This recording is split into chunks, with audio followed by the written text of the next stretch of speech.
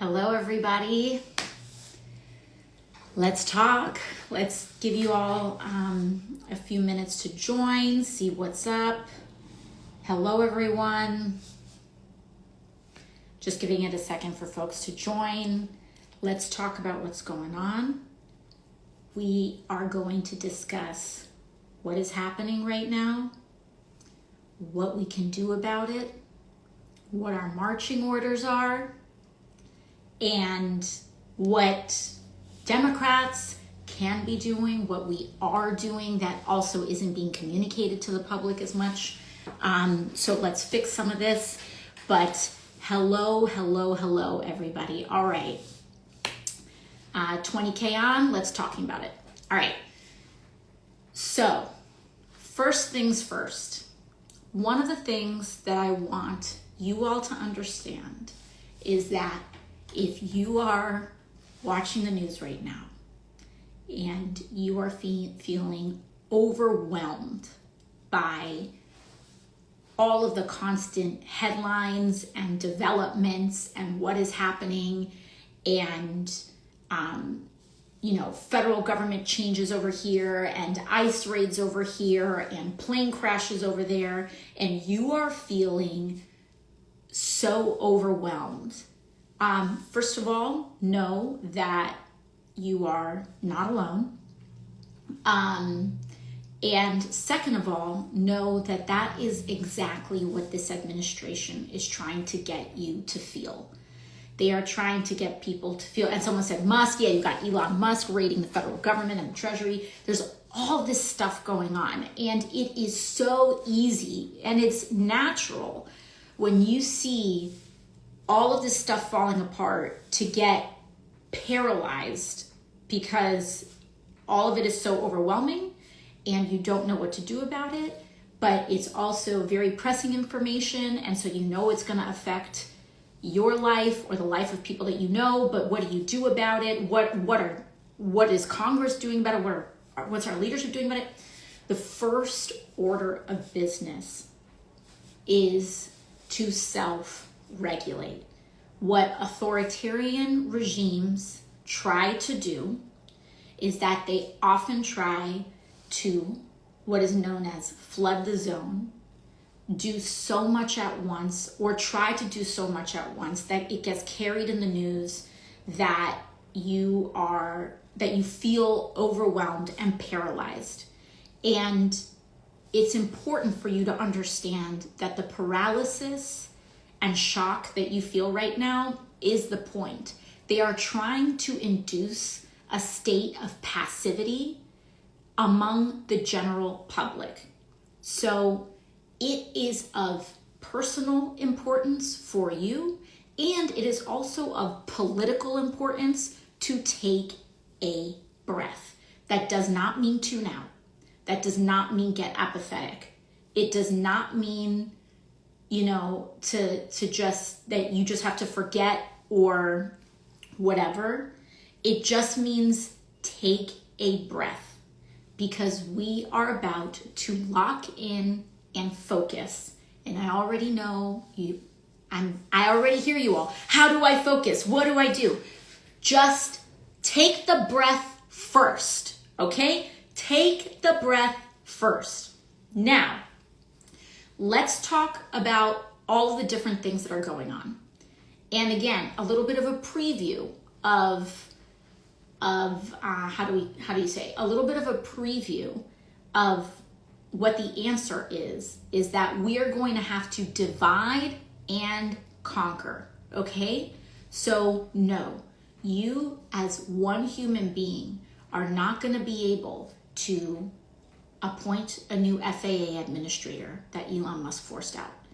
You and you as an individual are not going to be able to tackle the FAA crisis, tackle the OPM crisis, tackle like all of these things at once. Go, ICE, immigration, criminal, all of this stuff, and that's okay. Pick some of the things and trust that when we have mass mobilization, we are going to be addressing these things. Do what you can. That's the second principle, okay? Do what you can. You do not, and what you can do is enough, okay? Do what you can, and what you can do is enough. That's principle number 2. Now, and again, what can we? I'm gonna get there. Relax, take a breath. We're gonna get there.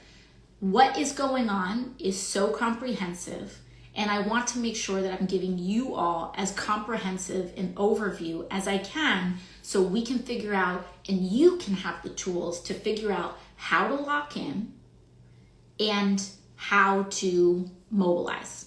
So that's number 1 and number 2.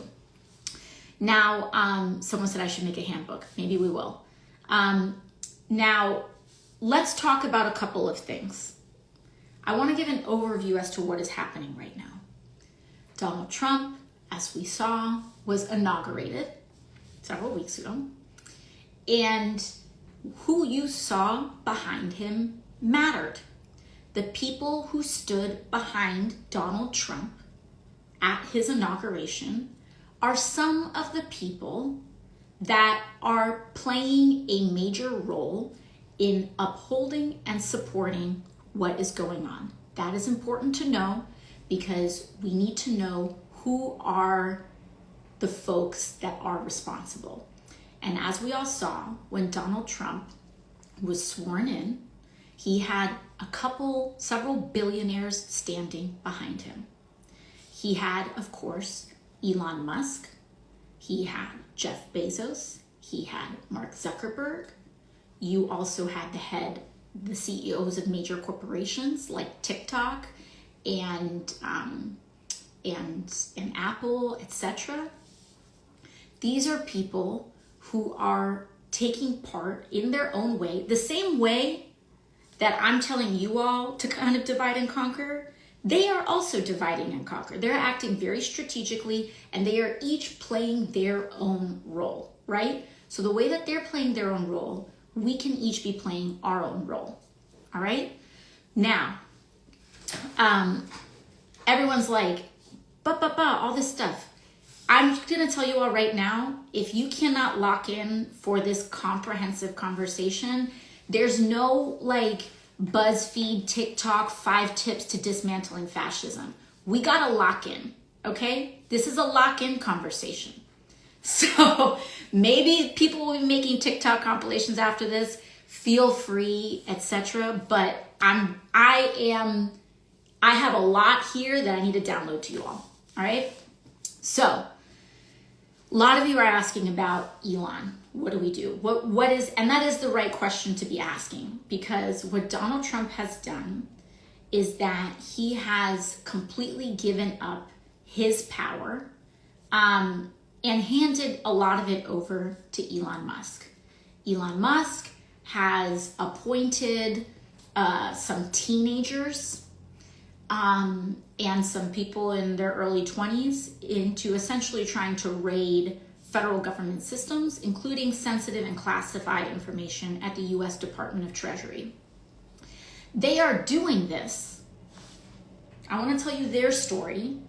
Their stories that they're doing this to, and they're just like wholesale, as we saw, freezing federal programs. And the Trump administration tried doing this through an executive order, freezing federal programs, freezing federal financing. That's why they went for the U.S. Department of Treasury. They're going for the money first. They are taking data. We are also hearing preliminary reports that they are potentially stealing that data and downloading it for private use, which of course is alarming, okay? This moment is scary, but we need to go in eyes wide open, all right? The paralysis as a response to fear is understandable, but we have to acknowledge what's happening, and then we're gonna get somewhere, okay? They are taking access to the Treasury Department. They are firing career level federal employees. And I want you to know that there are 2 broad categories of federal workers. There are political appointees. Those are the people, as you can imagine, who are, when a president changes, when a new president is elected, whether they're a Republican or a Democrat, they can appoint a whole slew of federal workers. Those are known as political appointees. Then there are career professionals. These are people who are not political. These are people who have spent 10, 20, 30, 40 years of their lives managing the administration of Medicare payments, of Social Security checks, of science research in how we find cures for diseases, from everything from cancer to diabetes, from our national energy systems. Our air traffic controllers are career professionals. They are not, a new president can't just get elected and snap their fingers and politically appoint an air traffic controller, because that requires years of training. And these are what are known as federal career workers. What is alarming about this moment, one of the things that they're doing is that they're going after money and they're going after people, okay? They're going after money there we go, sorry about that. They're going after money with the U.S. Treasury Department, and then they're going after people, which is known as OPM. You're going to be hearing OPM a lot. That's the Office of Personnel Management. And by the way, again, this stuff is important because one of the most important things that you can do in an environment and a time like this is to educate yourself. Knowing what is going on is not the same thing as reading a headline, okay? Knowing how things work, political education.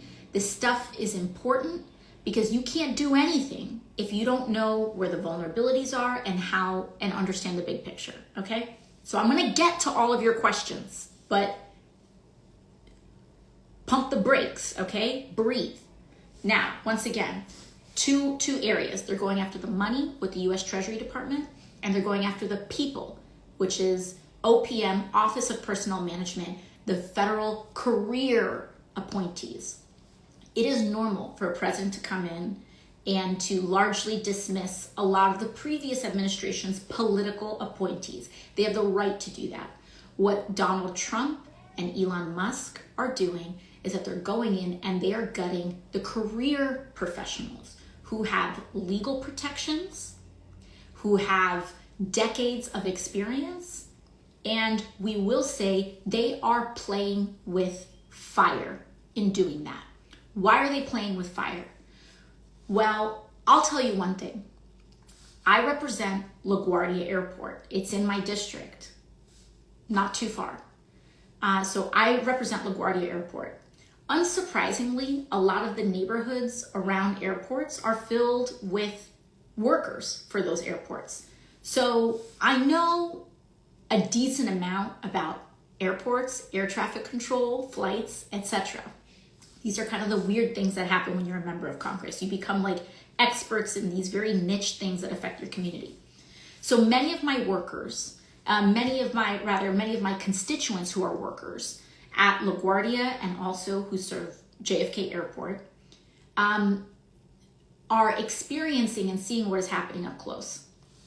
All of this stuff matters because it's connected.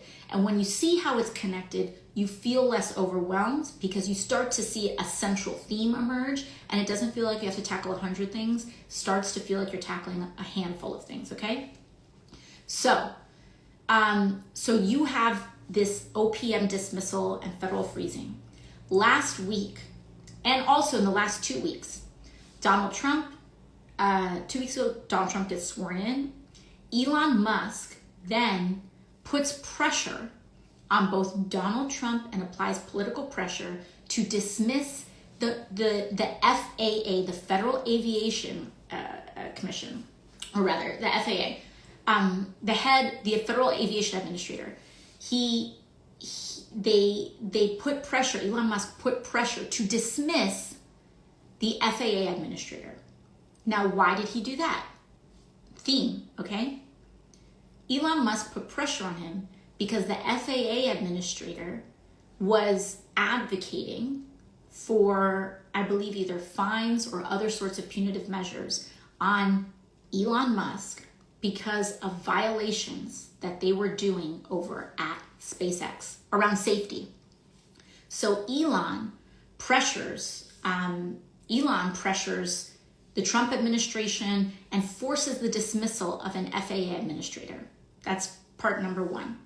Then a week later, or a couple of days later, the Trump administration, through OPM, through Elon Musk, through all these people, then send this ham-fisted letter out to virtually every federal employee, including some of the workers at LaGuardia Airport, and including virtually almost every air traffic controller in the United States, saying, we want you to leave your job. And we are going to offer you a quote-unquote buyout, which is not a buyout, mind you, and whose legality is highly questionable, and their ability to even uphold to their promise is, virtually none at all, saying, we want to push out every federal worker, including air traffic controllers. And what happens? What do we see? In an environment where air traffic controllers are already extremely strained, we do not have enough air traffic controllers in the United States. This has been a long rolling crisis in this country. And the reason we don't have air traffic controllers is because Republicans have cut budgets for training, for investment, for the federal pipeline and procuring air traffic control. That job, as we know, is not a joke. You can make one mistake and hundreds of people can be dead. But it has been taken seriously enough that we have not had a significant airline crash in this way in, I believe, since 2009. Anyways, all of this is to say is that they then push all these air traffic controllers and give them all a letter saying it's time for you to go. And also, what happens? Now we have an initial plane crash that has occurred.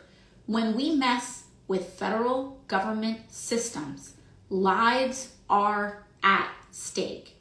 And this rhetoric that Elon Musk and MAGA and whatever have made in ginning up all of this conspiratorial mentality in order to get people to think that none of this matters and it can all be gutted is designed for exactly this kind of outcome. At the end of the day, the United States federal government is responsible for some of the most sensitive, broad-based, and important infrastructure, not just in the country, but in the world, okay? So this is what they are doing. Why are they doing it? Why are they doing it? You have not just OPM, but then you have, for example, Elon Musk talking about USAID, and he's like, we're going to dismantle USAID. He then also posts today, and this gives you a hint, he then also posts today about a very specific federal program at the Treasury, which is known as direct file. Direct file, if you go on my rep page, this is my personal account, but if you go to my Rep AOC account, one of the pinned posts actually is about direct file, because we spent years standing up to the lobbyists at TurboTax and H&R Block who take your money every year for you to file your own damn taxes with the federal government. And we wanted you to be able to do that for free. You can do it and have the option of doing it for free. Now, what does that have to do with this present moment? Well, I find it very interesting that it's tax season.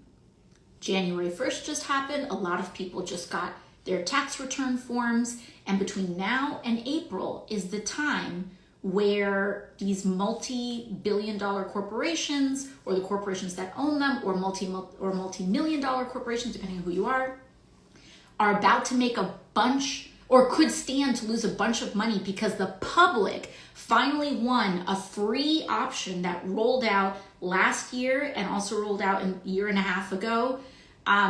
Now, all of a sudden, very interestingly, Elon Musk posts that he's quote unquote deleting the direct file program. They are not doing this because they care about you, obviously. They are not doing this because they care about this country. And they certainly are not doing this because they care about Republican voters. I will tell you that much right now. Because if they cared about everyday people and everyday working people, the first targets for their little raid, which is illegal, we'll get to that in a second, would not be the most essential services that can actually give people a break. They would not be going after Medicaid. They would not be going after your direct file. They would not be taking that and deleting that option, the free option for you, right before April 1st, right in the time before April 1st when you're supposed to be filing your taxes. Elon Musk is a billionaire raiding the US federal government for personal profit and for the profit of his friends. And so every single person that you saw standing behind Donald Trump at his inauguration is part of this. They may not be publicly vocal about it, but they sent a very strong message with their presence, okay? So don't let any of them act like, oh, I didn't know. Yes, they knew. Apple are in there. Apparently there's preliminary reporting that they might be rolling out Starlink, which is Elon Musk's firm, into iOS systems. You have Jeff Bezos, who runs the Washington Post, who refused and blocked, overrode their editorial board. They are controlling media, they are controlling digital communications, and they're doing all of this to prop up Trump so that they can personally profit, okay? That, at the core, is what is happening.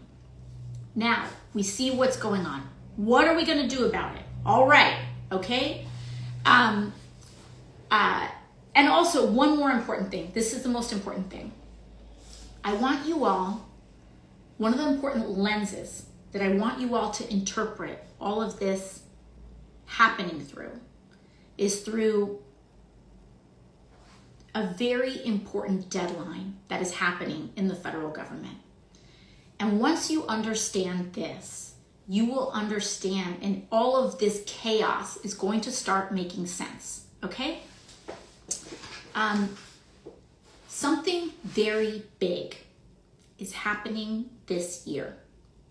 And it's part of the structure around which all of this chaos is occurring. Because why is Elon Musk raiding the Treasury? Why are they suspending federal funding? Like, this goes beyond being a Democrat or a Republican. This is anarchy. This is just taking all this stuff over. So why at the core are we doing this? In addition to just sheer hatred, because as we see, Elon Musk, maybe you can take the boy out of apartheid, but you can't take apartheid out of the boy, apparently. He's out here doing Nazi salutes, so whatever. But in addition to a white supremacist, like whatever it is that they want to do, let's talk about, you always comes down to follow the money. There is a very important deadline that is happening this year. In 2017, Donald Trump and the Republican Party forced through one of the largest tax giveaways to the rich in modern American history. This was in 2017. We are talking about grotesque levels of tax cuts that they issued at that time. We're talking about CEOs and people being able to them proposing tax cuts on tax write-offs on yachts and private jets, but most importantly, some of the most broad-based tax cuts for the rich and the 1% in this country that we have ever seen. Ever seen. That happened in 2017. So why is that important to today? Those tax cuts had a sunset period. And that sunset period occurs in 2025. 2025. So now we're here. And right now, what is happening is that all of these tax cuts that billionaires and millionaires have been just getting high off the hog on over the last couple of years are now about to run dry if they do not reauthorize them, if they do not extend them, and not only if they do not extend them, but ideally they want to add to them. Massive tax cuts for some of the largest corporations that exist in America and in the world. And so they have a massive thing at stake. So right now, their task is to extend these tax cuts.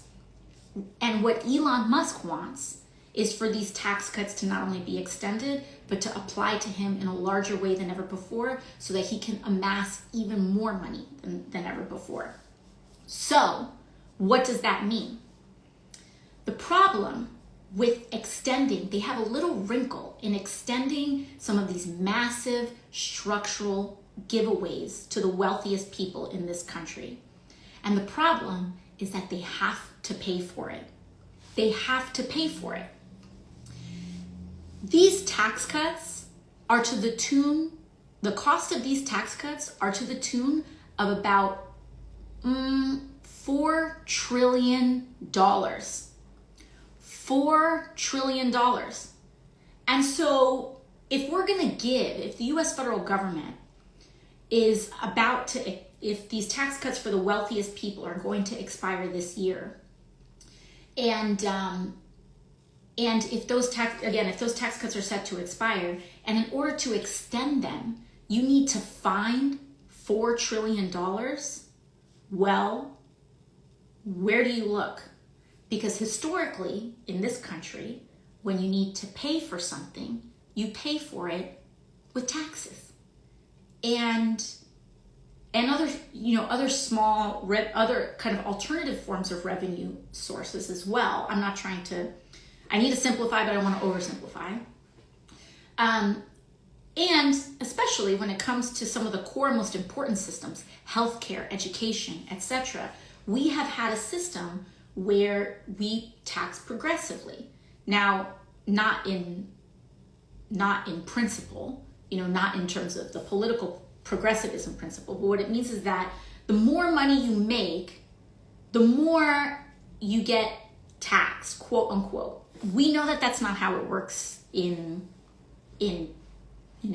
practice, but in theory, that's how it should work, right? A billionaire should pay more in taxes than a secretary. And historically, not just billionaires, but also mass corporations, etc. That's how we keep the lights on. That's how we keep Medicare, Medicaid, the VA, public schools, it's through taxes. So if these tax cuts are going to cost $4 trillion and the government, and you're by definition not going to tax anyone else, not going to tax the rich in order to pay for it, then how are you going to pay and square that circle? There's two ways that you do that. One is that you tax the poor and you tax the working class and you tax the middle class. You raise taxes on that, which, by the way, they are proposing. I think if you make less than $300 or $350-ish thousand, your taxes will be going up. And actually, the further below that number you make, the more your taxes are going to go up by. So, sorry, that keeps happening. If you're making $28,000, they want you to be paying way more in taxes, especially proportionately, than if you're making $150,000. But they are proposing all of our taxes to go up. That's one way. But guess what? That's not going to that doesn't make up the difference. It may make up a small bit, but it doesn't make up the difference. $4 trillion, you are not going to make that by taxing people who make $28,000 a year a little bit more. Doesn't make it up. Math doesn't square. So they're going to do that, but it's not enough. The second thing that they're going to go after are massive programming cuts, or the massive programming cuts, which we will get to in a minute. And the third thing that they propose is cutting waste. First of all, they tell you all of these stories about waste and government waste and Doge and whatever. First and foremost, understand that there is already a federal agency who is a watchdog on waste in the United States. That is known as the Government Accountability Office. So all of these people acting like, oh, we're going to set up an agency to identify waste, as though that's never been an idea before, take a number. These people, and I can tell you, in my experience, I have encountered many billionaires in my career. You all have seen many of those encounters in hearings, in other, forms of questioning, etc. I can tell you that this dude is probably one of the most unintelligent billionaires I have ever met or seen or witnessed. Which, you can probably even glean that from watching these people on TV. Anyways, all of that is to say is that they don't do their homework. Clearly, they're putting 19-year-olds in at the Treasury. This dude is not smart. And the danger in the lack of intelligence and the lack of expertise that Elon has. I mean, this guy is one of the most morally vacant, but also just least knowledgeable about these systems that we really know of. But the point is that what that means is that they're going to hit a button inevitably. They are going to hit a button and things can go sideways. We already saw that last week when they were like, oh yeah, we're going to freeze everything. That sounds so cool. Let's do that. They hit the freeze button and then Medicaid portals across the United States got suspended through that EO. And they tried to make up for it and be like, oh, that has nothing to do with all of it. Really? You're going to freeze all federal programs and then the Medicaid portal suspended and you think people are going to think that's not connected? I mean, I know they think people are stupid, but it's genuinely just be so for real right now. Anyways, so what they're trying to do is that under the guise of waste, they are going to try to cut and gut some of the most essential federal programs that we've got. In fact, how do we know this? Because the Republican majority and their budget had a sensitive internal document that got leaked a couple of weeks ago. And I can tell you that I read through it. And they identified bit by bit everything from the mortgage interest tax deduction to, which I raised a couple of weeks ago, to Medicaid itself. They have identified as wanting to eliminate in order to pay for Elon Musk's tax breaks, Jeff Bezos's tax breaks, Mark Zuckerberg's tax breaks, and other giveaways and other sorts of giveaways to the wealthiest people and corporations in this country. And the biggest one, lock in everybody, okay? The biggest one that they are going after is Medicaid, okay? They have Medicaid in their sights and they want to cut $2 trillion. Remember? They need to find $4 trillion. And they've got maybe, this is $4 trillion. They maybe have one knuckle in tax increases in terms of paying for that. They maybe have one knuckle in tax increases on middle class and low income people. You're just not going to get that money for it. And they do not have, I mean, you can cut every wasteful practice and you're not going to get close. Because by the way, what are they not going to include in their government waste assessments? Take a big guess. Defense spending.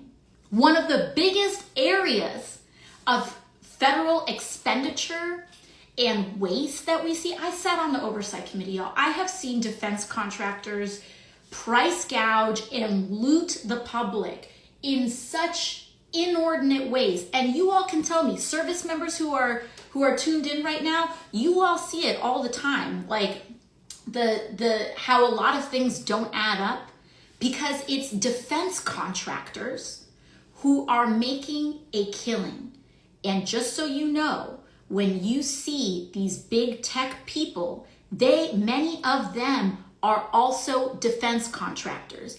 Elon Musk gets his money from defense. SpaceX, they put all these slick branding on it, and they like to brand themselves as tech and as like all of this other stuff. But a lot of them get their money through defense contracts. You hear me? And so when they talk about waste, in one of the areas where there is evidence for some of the largest amount of federal waste, because mind you, the Pentagon has not passed an audit. The Pentagon fails their audit all the time and has yet to pass an audit. But this is where they're getting their bread buttered. So they want you to think that it's the viejita who's getting Medicaid, who's getting her insulin paid for on Medicaid, that is the waste, because what they don't want you to do is to look at US defense spending, particularly defense contractors, and even in that under area of defense contractors, their defense contracts. Microsoft, Amazon, a lot of these AI initiatives, defense contracts, which by the way should not be legal. And we saw this. We saw some of the early use of AI being used in war, which in a way should absolutely be illegal. Robots make mistakes, and if you accidentally bomb a building or just bomb a building indiscriminately without proper human oversight, which by the way, we saw initially tested on Palestinians in Gaza, but that's not going to stop there. If you allow that to continue, it can continue. So anyways, what they don't want you to look at is their defense contracts. Also, Amazon, Microsoft, their integrations with ICE and immigration as well. I'm going to get to these things, but we have to lay out the full landscape, okay? So if we want to know what the motivation is, why this is happening, understand that it is deeply tied to the deadline that billionaires and the rich are confronting right now this year in 2025.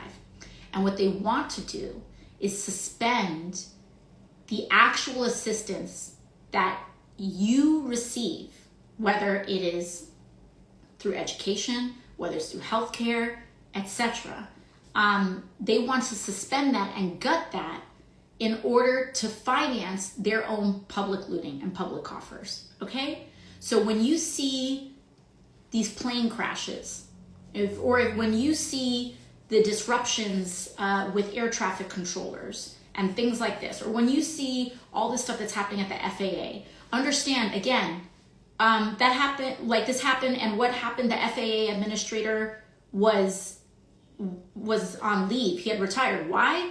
Because he had challenged SpaceX and wanted to find SpaceX. So understand, when you see all this stuff happening, it's not all random overwhelm. It's about the money.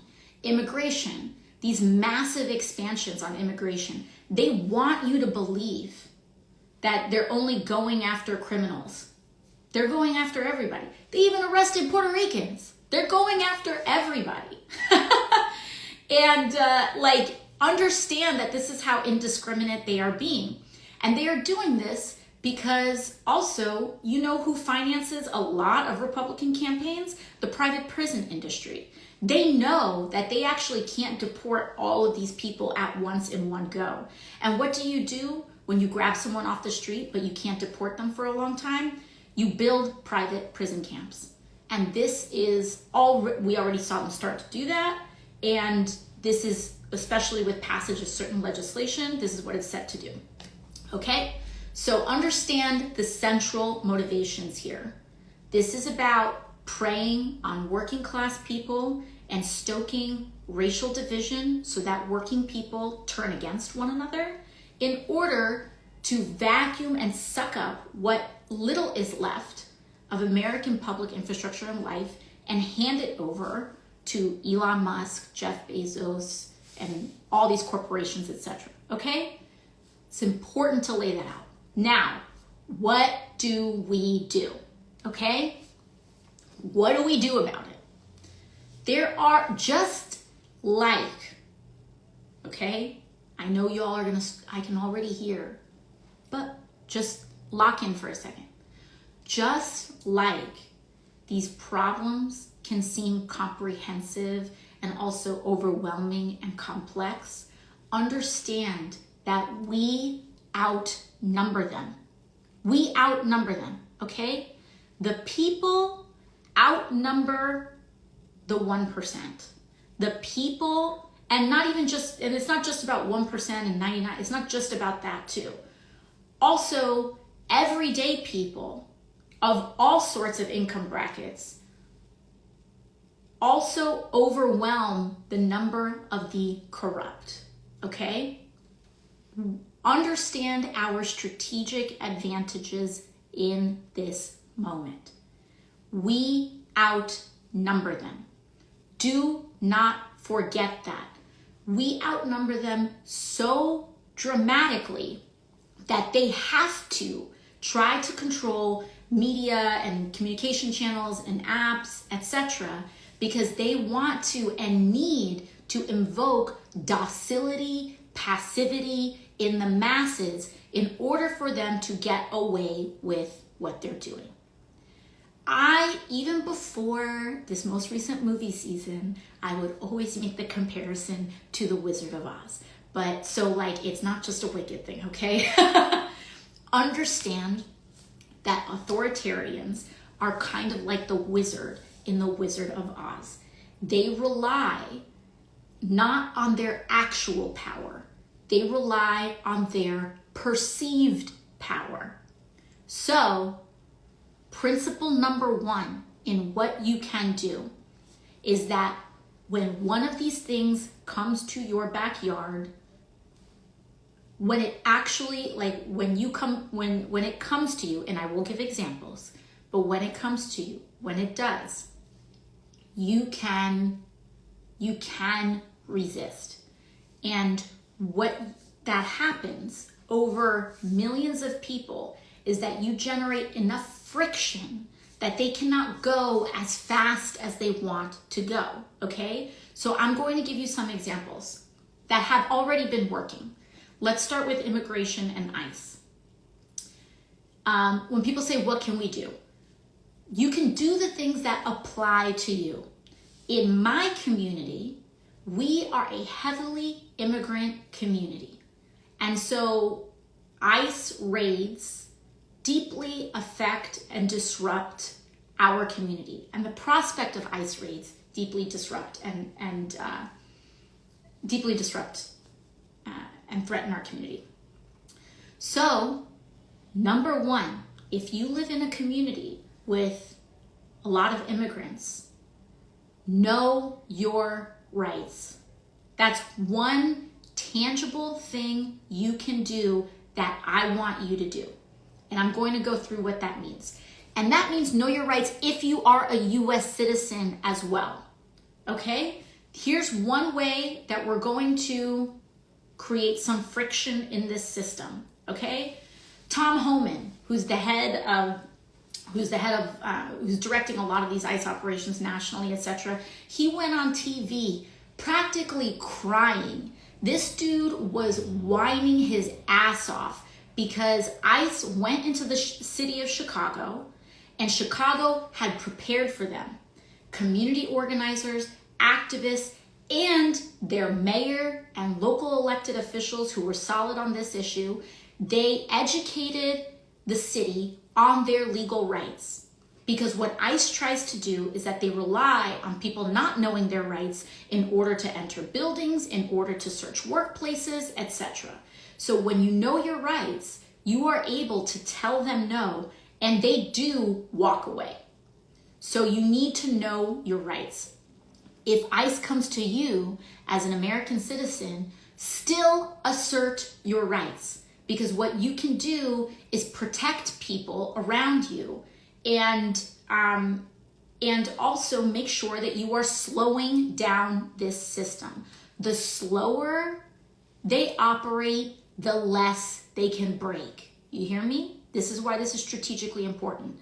The slower they operate, the less they can break. And so know your rights. If ICE comes to your workplace, if ICE comes to your door, you do not have to open the door. You ask them for a judicial warrant, not an administrative warrant. ICE very often tries to show you some official looking paper in order to intimidate people and to let them in. Again, remember, they rely on the perception of power. No. You don't just get some paper and let them in. You look for a judicial warrant. You look for a judge's signature on that piece of paper. If there is not a judge's signature on that piece of paper, you do not have to open the door. Number two, you can ask them to leave. If they do not procure a warrant, you can ask them to leave. You can stay silent. If they have detained you, you can say, I would like to remain silent. You invoke your right. You do not have to share personal information. They want to know what your immigration status is. Even if you're a U.S. citizen, if they want to ask you, are you a U.S. citizen? You tell them, I don't have to answer that question. You tell them, I do not have to answer that question. You do not have to. They ask you where you were born. I don't have to answer that question. They ask for your immigration status. I do not have to answer your question. They do not, unless you are being officially detained, if they have a judicial warrant. And by the way, you do not have to sign anything. And if they want to keep asking you questions, you say, I would like to speak to my attorney. In New York and California, you have a right to an attorney, including if you are undocumented or anything. You would say, I would like an attorney. Or if you are outside of the states of New York or California, you can say, I would like to speak to an attorney. And you can get your own attorney. Or you can procure your own attorney. So you say, I want to talk to a lawyer. Know your rights. Use them if you are a citizen. Use them if you are not a U.S. citizen, green card holder, whatever it may be. And also, one simple thing you can do is share your rights. Know your rights information. How do you do that? Two things. You can go to my Rep AOC account if you want, and there's a slide with know your rights. If you want to go grassroots style, you can use mine. They're ACLU, a bunch of people have them. Print them out, hand them out. Hand them out to people. Or if you sign, again, this is like not a plug. You can Google this in lots of places, but one thing that we're presently working on is that if you're on my newsletter or if you sign on to my newsletter, we are working on printable PDFs that we're going to soon email out to our whole newsletter list so that you can print it out. You can tape it up in storefronts. You can drop palm cards in small businesses. If you are local to New York City, we are going to be having kind of volunteer events where we're going to go bodega by bodega, dropping palm cards so that people can know their rights. And the slower they go, the less they can break. Okay? That's one example. Number two, in some of these federal purges, with what they're trying to do, they want to send you a little letter saying, oh, we're going to offer you a buyout. Don't take it. Don't take it. don't take the buyout. You have about 3 days, like all those federal workers that got that got those notices. And of course, you know, these decisions are personal. The decisions are ultimately up to you. But my opinion is that this is a bunch of BS. And what they want everyone to do is to comply in advance. Do not comply in advance. Make them make you. Make them make you. And make them, if they're committing crimes, make them make you. Because we are going to win. I want you to understand right now, we're going to go through an ugly, ugly period. But move in the faith that we are going to win. Okay? It is, nobody knows what is going to happen between now and then, but winning and prevailing is a decision. It is a choice. It's not, oh, what's going to happen? I don't know what's going to happen. It's, what am I going to dedicate myself to? And so it can be actions small, it can be actions large. I'm giving you a small action, a tiny action. If you are exhausted and you don't have any energy at all, the one thing I want you to do is to look up your rights, for you to know your rights in case ICE shows up to your workplace. Just Google it, understand it, practice it, go on Rep AOC. If you have no energy at all, just do that. Just Google your rights. If you've got some energy, if you're itching to mobilize and you're in a community like mine, pick up some palm cards or print out some stuff on your own and take it to a local bodega and say, hey, can I post this up? Okay? That's level 2, right? There are actions you could take at every level. If you want to do even more, there are community organizations that you can engage in. We need to be little grains of sand in the large gears of this machine.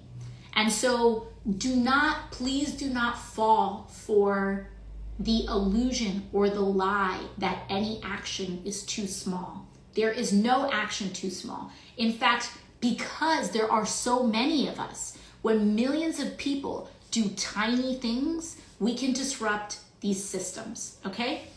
So those are 2 key things. Now, let's level up. Let's zoom out a little bit in terms of what else we can do. Well, Donald Trump did something very interesting.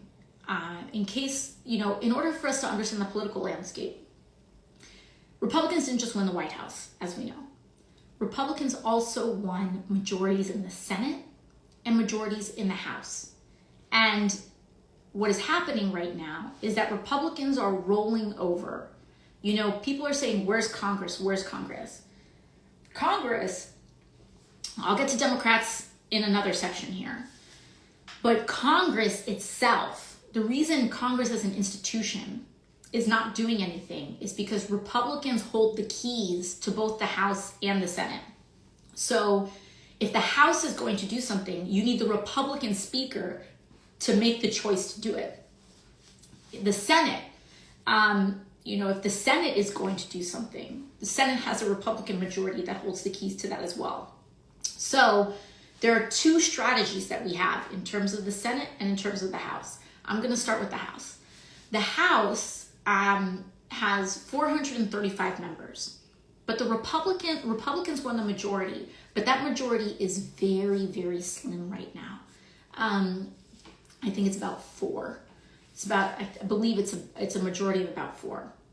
Even with 4 Republicans making the difference between a Democratic House and a Republican majority House, Donald Trump still decided to appoint several of them to his administration, which has dramatically reduced temporarily the Republican voting majority in the House.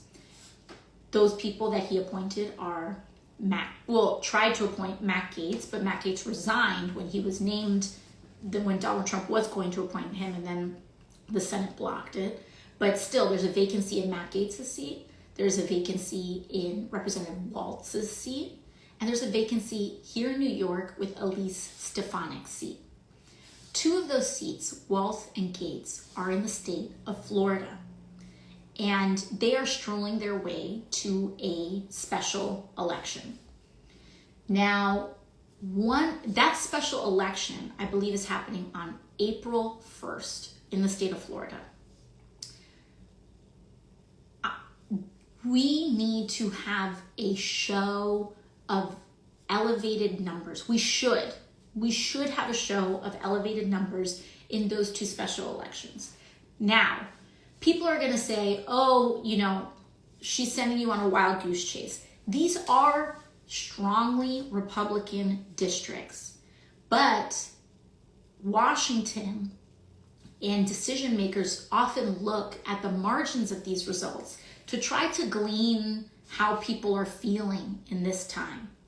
And first and foremost, the level of breakneck speed and not just speed, the level of just breaking that this administration and that Elon Musk is doing right now does have the power to transcend party. It does have the power to transcend party. And if a historically 30 plus Republican seat, if a seat that normally goes to Republicans by 20 points or 30 points, then goes to Republican, even if they still win, but if it goes down to 10 points, they know that they are in deep trouble. And why does that matter? Because a lot of these people only respond to one thing, which is whether they can hold on to power or not. And one of the reasons we're in this situation is because a lot of Republicans were more afraid of a primary election, losing a primary election, than they were in actually advocating for their people. And if you want evidence for that, just know that these Medicaid cuts that they're going for are actually going to affect rural Americans some of the most. Some of the places that vote the reddest stand to be hurt the most by what Republicans are trying to do. And so understand, we're talking about rural hospital closures, we're talking about all sorts of infrastructure, any of the basic services that a lot of rural communities who are already underserved, all these communities that are already underserved. So I'm not saying that getting in the game with these is going 100% to change the outcome. But it may, because we are in an unprecedented time. An unprecedented time can mean, of course, many bad things happen, but it can also mean that unpredictable things can happen, and unpredictable things can often go our way. I was elected in the first Trump administration, and nobody ever thought that I had a prayer in order to win. I was a waitress. I was challenging the head of a political machine who was supposed to be the next Speaker of the House. They spent $3 million against me while I was wiping down tables. And we won. Why? Because an unpredictable window has opened. Do not comply in advance. You try anyway. We try, and they want to flood the zone. We can flood the zone with people. So those April 1st special elections, you can take a look at those. But importantly, in New York, Elise Stefanik's seat is open. And, those Florida seats, we can start mobilizing there. We'll start exercising our organizing muscle there. But we're doing that in order to build the larger infrastructure and power that we need. Elise Stefanik's seat is going to be open, and there's going to be more time. That special election is not happening on April 1st. And so what that means is that New Yorkers, we can focus on the special election for Elise Stefanik's seat, and we can go for it, okay? We can go for it. We need to try. I'm talking about this time is crazy. We need to jiggle every damn door handle in this place to see what opens up. I don't want to hear, oh, we can't do that. Oh, that's impossible. That's called consenting in advance. So when your mind says it's all over, like we might as well, no. You are consenting in advance. Do not consent in advance. Do not be discouraged in temporary defeats. We keep going anyway. Do it anyway. When we are relentless, they will fatigue. They will fatigue. They can only hold this up for so long. Draw them out. Draw them out. Okay? So we can mobilize electorally. We can mobilize in community organizing, whatever your calling is. Some people don't like electoral organizing.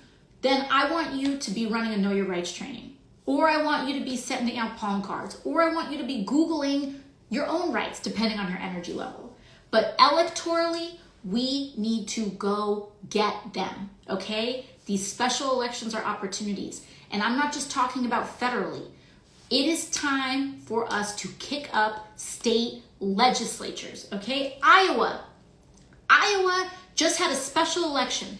That district was supposed to be Republican plus 20 something, and they lost it. This was supposed to be a community. It went 20 or 30, it went double digits to Trump. They lost the special. Do not say things are impossible in this time, okay? We jiggle in this house, we jiggle every door handle to find an opportunity. You gotta try 100 times sometimes to make one work. It's worth it. It's worth it, all right? So that's one. Now, what are Democrats doing? So those are some things on what you can do. Now let's talk about what are Democrats doing. Democrats.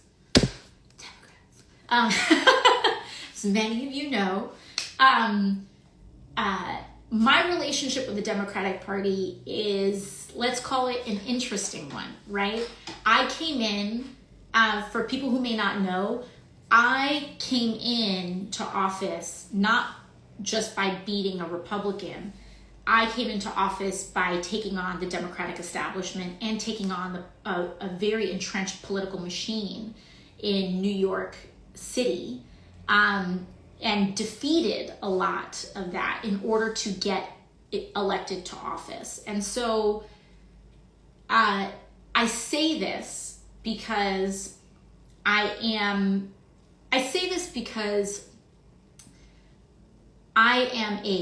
an elected Democrat in Congress, but also I have I think sometimes a certain independent or little bit of a removed perspective in order between examining how the party is operating and also my direct relationship to the people. And so I've always kind of had this like in the middle type of relationship, and it's always awkward, right? Like I'm an elected official, so everyday people, it's a different kind of relationship, but also I'm also viewed with skepticism sometimes within my own party, or sometimes historically even hostility from my own party.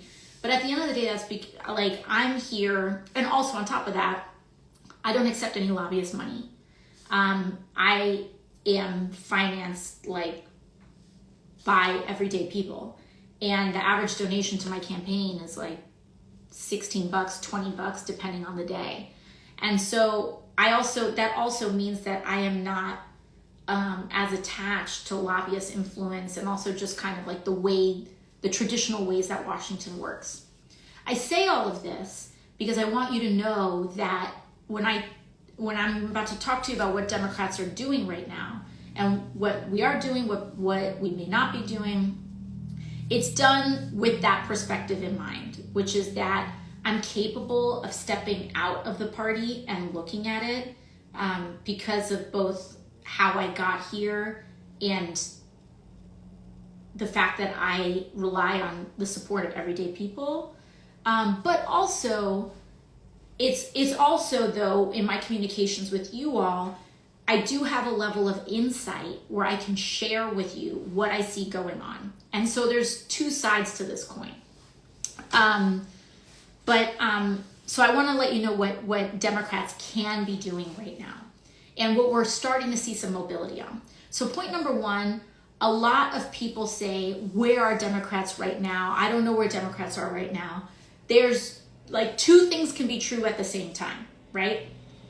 Number one, I want you to know the timing with which they did this. One of the reasons why you see, I think, either a delayed response or why it's harder to see where Democrats are right now is because Donald Trump waited until Congress adjourned session in order to start this, for lack of a better word, shit show. And so literally what happened is that Congress is in session for votes, and then they adjourn session in order to go back to their communities, do town halls, do like tours and stuff like that. So it was almost like on the clock when Congress was adjourned and everyone got on planes to go to their districts and their communities across the country. That's when they started hitting the shit show and all this stuff. So when people are like, why aren't we in the buildings in Washington, D.C.? I like, your member of Congress is in your district, right? That is changing tomorrow. Tomorrow, Congress is going back into session, and you should be seeing a lot more activity. And I would anticipate you're going to see a lot more activity to that end, at least in terms of the House. The Senate sometimes has a different schedule, but the House has the vast majority of people. So I would anticipate seeing more of that kind of activity. Now, in terms of substantive things that we can do, the Trump administration is currently trying to get their nominees approved and voted on. No Democrat should be voting to advance Trump's nominees while all of this stuff is going on. There has to be a political price to pay, and we have a responsibility as a party to block everything that is happening while they're setting a literal match to the federal government and giving 19-year-olds classified access, potentially classified access to the U.S. Treasury Department. So we need to start blocking every single procedural advancement on the Senate side in order to do that. And we need to be a pain in the ass. And a lot of times, Democrats in the Senate, in the name of ceremony and fake history, in the case of the filibuster, it's fake history that many of them cite, and what have you, like gentlemen's agreements. The Senate loves their gentlemen's agreements, which is to say, it's not like rule breaking, but it's just like these kind of handshake practices that they have. We have to stop playing nice in the Senate and block every damn thing that we can. Do not give votes to the nominees. And by the way, I want you to look. Do not assume that your senator is not going to vote for these nominees. If you are a Democrat, or if you are a person rather that has a Democratic senator, give them a call and tell them, I do not want you to vote to advance or approve any of these nominees while all this stuff is going on. Please tell them. Do not assume that just because you have a Democratic senator, they're going to, that they're just going to vote no. Trust me. You can look up any of these votes recently. Even at the Defense Department, the nominee Hesketh, you should even see some of this questioning from people coming forward about not just sexual harassment and with accounts of this, accounts of drunkenness on the job, all of this stuff. You still had a Democrat who voted for him. So do not assume that just because you have a Democratic senator that they're gonna vote no. Like, even with some of the most unqualified people, you call them and you tell them, I want you to vote no. I want you to block these appointees until, like, while all this stuff is happening, okay? Use our leverage. Make them fight for every single step. The slower they go, the less they can break, okay? We're bringing things down. Now, in terms of the House, what are some of the things that we are doing that can be done? Earlier today, the leader in the House of House Democrats, sorry, how do I say this? The leader of Democrats in the House is a gentleman from Brooklyn known as Hakeem Jeffries. He is the House Minority Leader, the House Democrats leader. He sent out a message, a list today with 10 central objectives in terms of things that they're doing. And it's important to recognize what we can do and what we cannot do today. Someone said a bartender congresswoman talking about qualifications. Hell yeah, I'm going to talk to you about my qualifications, because I know what it's like to be a working class person, and I got elected as the youngest woman in American history to Congress with my knowledge and my ability to organize and connect with my community. So when any one of these people can win an election with that kind of a background and you don't take lobbyist money, then you can give me a call. But until then, these people are seem to be apparently having 3 martini lunches thinking that they can run and command the respect of the Defense Department. So give me a break. Anyways, back to regularly scheduled programming. The leader of House Democrats is Hakeem Jeffries. He sent out a kind of a bulletin today with 10 objectives. Now, remember that theme that I brought up earlier today: divide and conquer. So we're not going to get overwhelmed. We are going to educate ourselves on who is in charge of what, okay?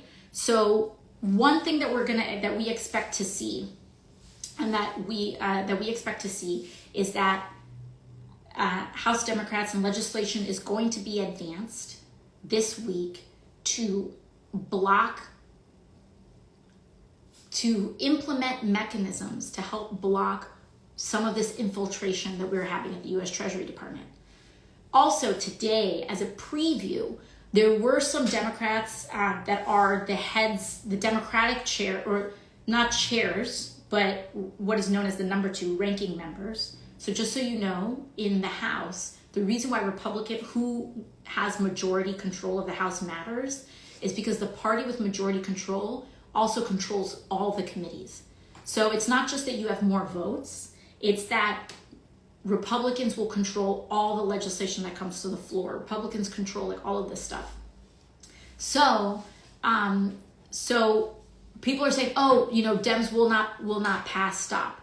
Please understand, again, do not consent in advance. When Republicans have a majority that is this big right now, about 2 people, those 2 people that need to win re-election really, really care about being reelected, okay? So if we put pressure on, I can name one of them right now in the state of New York. We have Mike Lawler in Westchester County. This is a district that was won by Joe Biden. This was a district that was carried. There are Republican House members that are in districts that Joe Biden carried in 2020. These are districts with enough Democrats in them and enough people who vote Democrat in them that they can be unseated, okay? Those people do care about what you think and how pissed off you are. So if you can you don't need to get 100 Republicans to do something. You can put enough pressure on 4 or 5. And again, this issue is not about Democrats or Republicans. This is about our country, y'all. Like, This is not, listen, I have ideas and I have principles that I feel very strongly about. Yeah, I believe every American should be guaranteed healthcare in this country. Sue me, okay? Like, oh wow, I believe that people should have a living wage. Oh no, fine. Like, recoil in horror at my big crazy ideas that people should be alive and cared for in this country, fine. But this is not that. This is basic, keep the lights on, follow the law type stuff. And these are things that Republicans can lose elections over. And if we start sending the message that they can do that starting now, then we can start getting some traction and some momentum. Because if you think government is like a George Foreman grill and you can just set it and forget it, I regret to inform you that that is not how participatory democracy works. So we gotta lock in and we gotta start getting people quaking in their electoral boots, okay? And so we have to start doing Westchester County.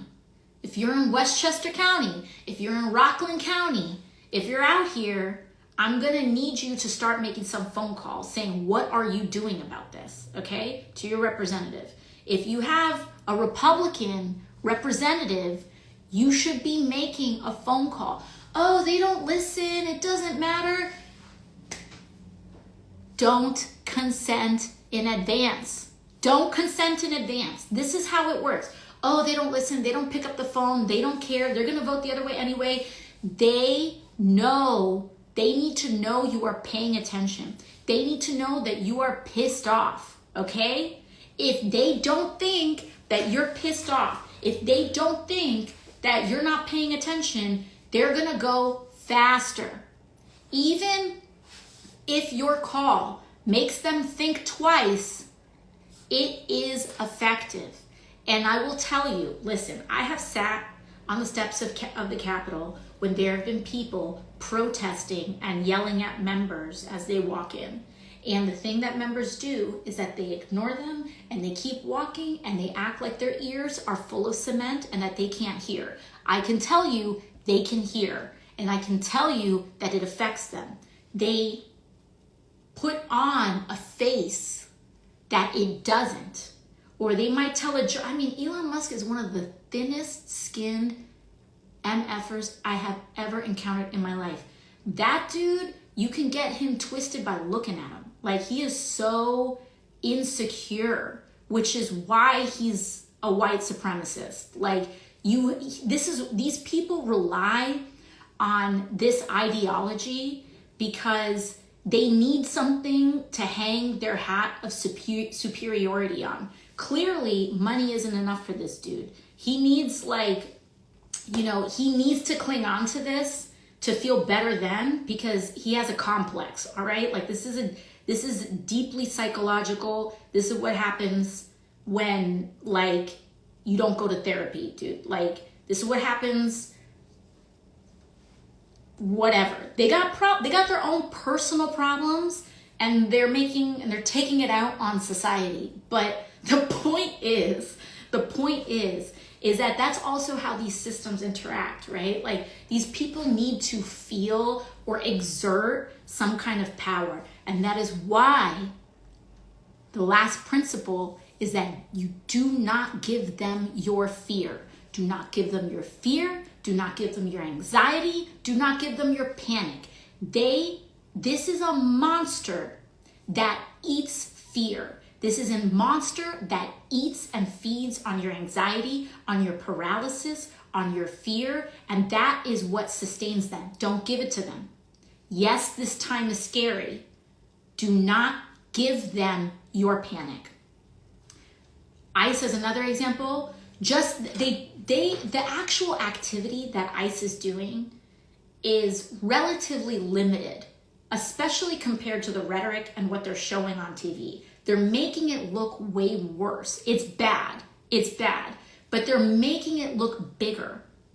And the reason they are doing that is because people are going to take actions on their own. They believe that when you show it to be really big, that people will consent in advance. And I can tell you, in my community, there are people that are in a heartbreaking fashion doing that.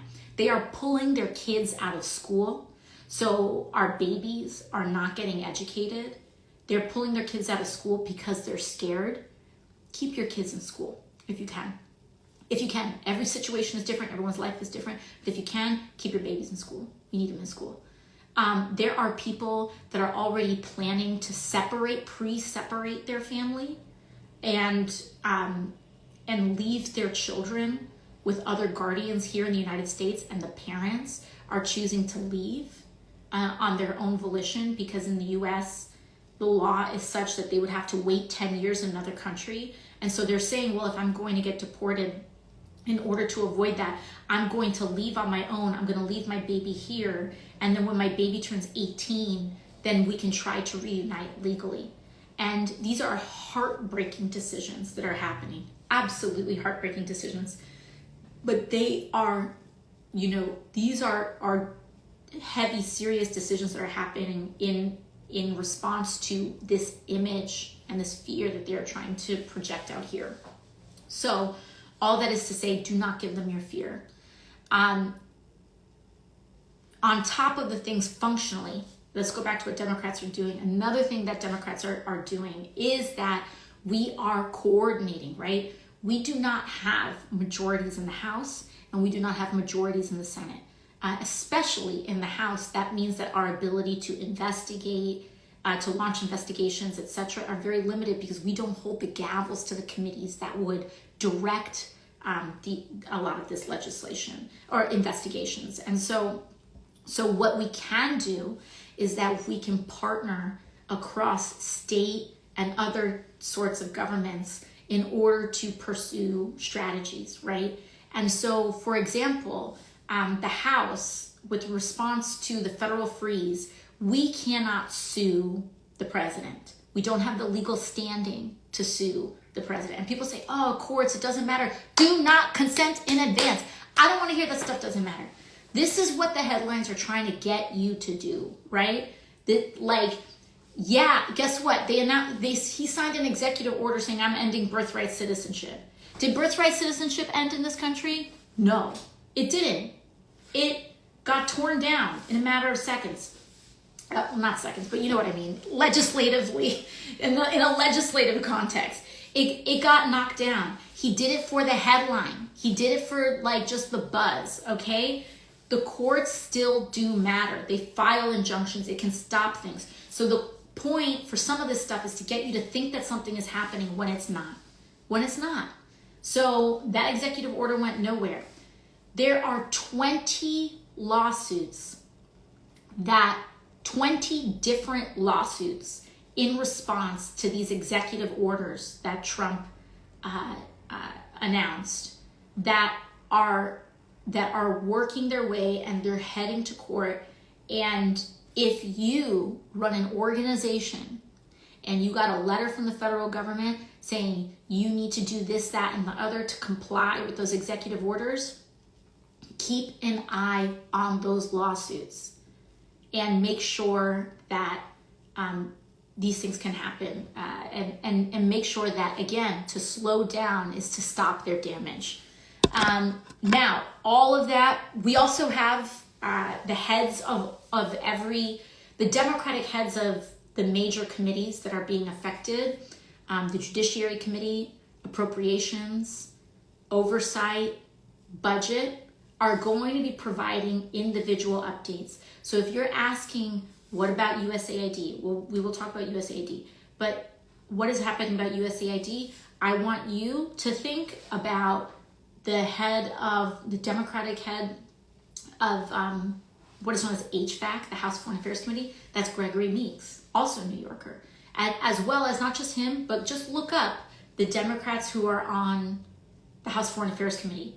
And if you look at those folks, they will tell you what we are doing on each individual issue. Judiciary, appropriations, and budget when it comes to the money stuff. There is stuff that's going on, okay? So we have 20 different lawsuits in court. many of those people went to these buildings today. They went to those buildings today. People are saying, I want Democrats to show up at buildings. Democrats showed up at buildings today. You can look it up. Gregory Meeks, Jamie Raskin, Ilhan Omar, they were there, okay? And when House comes back into session tomorrow, I would anticipate you seeing a lot more physical kind of activity going on as well. So one of the important things to do is that I want you to get familiar with who's on the committees in Congress. And I want you to familiarize yourself. Like, level 1 is like, call your congressman. Level 2 is know what committee your congressman is on. Or congresswoman, sorry, member of Congress. Or any person, any gender. Y'all know what I mean. You're a member of Congress. And once we start being able to map these things out, again, having knowledge of these things is incredibly important in navigating and making the decisions we need on how to expend our energy. So we are starting there. But I know that this was a lot. I know I dumped a lot for you. And again, your assignments are to call your senator. I know, if you have a Democratic senator, call your Democratic senator. Call your senator, period. But there is no person that should say, oh, my senator is so-and-so, they don't need my call. Call your senator and tell them you don't want them approving Trump's cabinet picks while all this chaos is going on. Pump the brakes. Number 2, if you don't want to call your senator, I want you to look up, print out some Know Your Rights cards, and I want me and my team, we were out there, and my team was out there on Roosevelt Avenue, and we were taping Know Your Rights cards to food carts, to businesses. We're putting them in bodegas. Do that. Tape it up. If you don't even want to do that, if you're too tired, just look up your own rights. Go on my Instagram page or go sign up for my newsletter in here, because we're going to be sending out printable PDFs for everybody shortly, and you can keep an eye out for that. And if you have a Republican member near you, I would like you to volunteer, to start volunteering now. Make the commitment now to help win the nearest swing seat to you. And not just winning the seat, not just an election, but being consistently engaged, calling them, seeing them, engaging them. What do you do about it? What do you feel about it? And put them on the record. Make them answer for what is going on. I'm telling you, it matters. We are in the Wizard of Oz. They want you to think that it's this big green floating head that is too big to confront, when they are little men with little fragile, rather big, fragile egos. And their feelings are easily hurt, and they are also easily shaken. And they overcompensate by saying, oh, we're gonna, whatever, with shows of force or mocking people. Or, this is the thing. This is why they punch down. Elon punches down because he can't punch across. And then he wants to make, these people want you to think that, that the lady selling churros on the corner is part of a mass conspiracy. No, dude. It's the big corporations. They're trying to distract you from what they're doing. And so stay focused, take a breath, understand what I laid out when it comes to USAID. There's also going to be actions on there as well. We are seeing Marco Rubio did the opening silo. We can use the Senate votes as leverage to halt what is happening at USAID. And I would anticipate, because they got up to all this, they waited until Congress flew out for the week in order to start all this nonsense. And when everyone is flying back tomorrow, you can anticipate a lot more activity. And so I think that I've given you all enough. Understand that your everyday small actions matter. They matter. Letting someone know that they are safe with you matters. Showing up matters. Asking someone that you know if they know their rights matters. And these people feed off our fear, and they feed off our apathy, and most of all, they feed off of the nihilism, this disease, this cynicism of this notion that nothing we do matters and nothing we do makes an impact, so that we don't do it.